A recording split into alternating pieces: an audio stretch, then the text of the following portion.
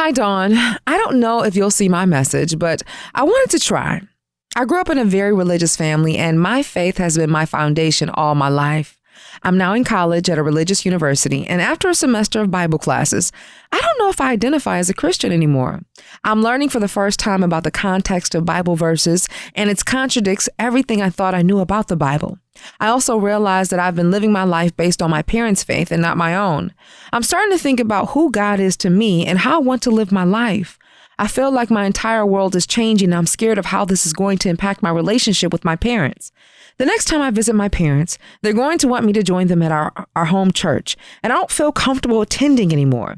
It doesn't feel the same anymore. I don't know whether to be honest or live a double life in a way.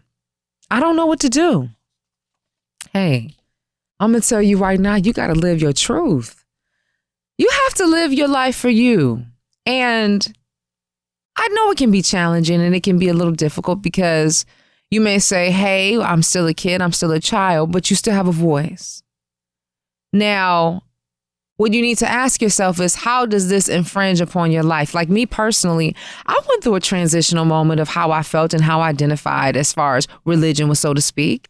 A lot of people always came to me like, oh, Dawn, can you pray for me? Can you do this? But just like you, I didn't believe everything was in the Bible. And so I was always on the line of, I believe in God, but I'm not religious because I didn't know the text verbatim or believe the text verbatim, but it was spiritual. But what I realized is that I got out of all these rules and regulations and understood where my relationship stood with God. Now, I don't know with your situation. Do you feel like you don't want to walk in your parents' home? Do you feel like it will make you so disgruntled for you to go into the church? That's what I think first you need to identify with yourself. But over the overall arching thing, you have to live in your truth. Because as I always say, how you do anything is how you'll do everything. Understanding, respecting yourself should not be disrespecting others. In fact, if you're respecting somebody else and you're disrespecting yourself, that's where it's a no-no. So it comes down to how do you want to live your life?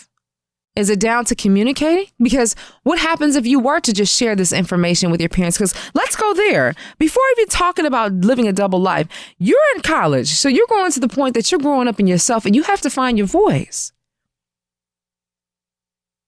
It comes to a point where you have to stand in your truth to be able to vocalize that and get to that point on your own. But at some point, you should be able to vocalize that. Now, just like with anything, somebody may not drink, but does that mean you do not need to go to an event? I don't know. You have to figure out what are your boundaries, what you feel comfortable with and what you don't. But what I will say, no matter what, is that you should always speak your truth. Your truth is your foundation of who you are. And if you don't get practice with doing it now, can you imagine how you will live the rest of your life? You have to speak even if your voice shakes.